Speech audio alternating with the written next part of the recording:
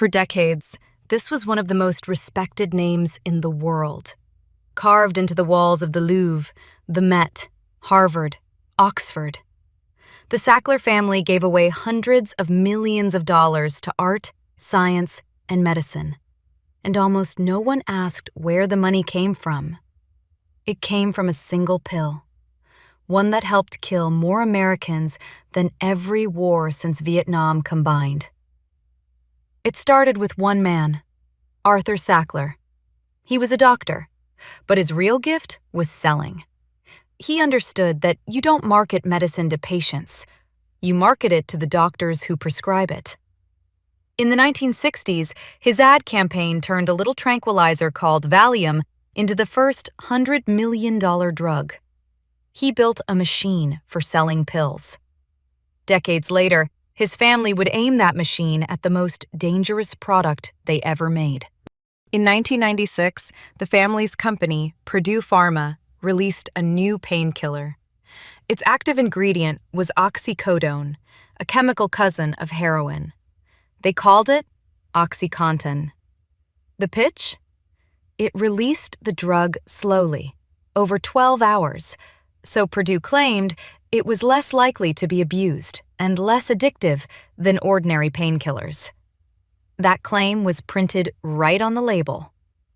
For huge numbers of people, it wasn't true. Crush the pill, and the full 12-hour dose hit at once. And even taken exactly as prescribed, many patients found the pain and the craving came roaring back long before 12 hours were up. This is where the machine came alive. Purdue hired an army of sales reps and paid them bonuses that could dwarf their salaries. The more a doctor prescribed, the more the rep made. They flew doctors to weekend conferences and ran thousands of dinner programs. Doctors who attended wrote more than double the prescriptions.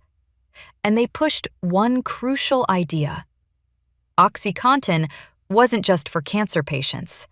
It was for everyday pain. A bad back, a bad knee, a toothache. The numbers exploded. In 1996, OxyContin did $44 million. 5 years later, nearly $3 billion. Prescriptions went from around 300,000 a year to 14 million. A drug as strong as heroin was being handed out for a sprained back. Then the bodies began to add up.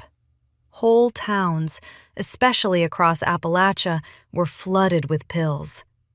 People who'd never touched a drug got hooked through their own medicine cabinets. In 2010, Purdue finally reformulated the pill to make it harder to crush. But it was too late. Millions were already addicted, and when pills got harder to find, many switched to something cheaper and deadlier. Heroin, then fentanyl. The pill didn't just create an addiction, it opened a door.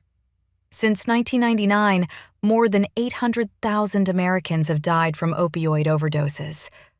That's not a war. It's bigger than most wars. So what happened to the family? For years, almost nothing.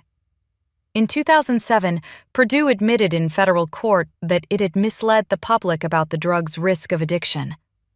It paid $600 million. No executive went to prison. The pills kept selling. It took another decade and thousands of lawsuits before the reckoning reached the Sacklers themselves. Purdue declared bankruptcy. The family agreed to pay billions, a number that climbed from around $4 billion toward $6 and eventually to a settlement worth roughly $7.4 billion. But the deals also tried to shield the Sacklers from ever being personally sued again, while they admitted no wrongdoing. In 2024, the U.S. Supreme Court threw that protection out.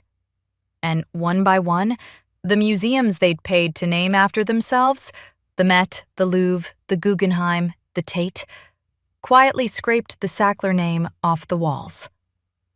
The family kept most of its fortune. Not one of them went to jail. The name is gone from the museums now, But the crisis they helped light is still burning. The most disturbing part isn't that a family got greedy. It's that the whole thing was legal, approved, and printed right there on the label for years, while everyone admired the donations and no one looked at the pill.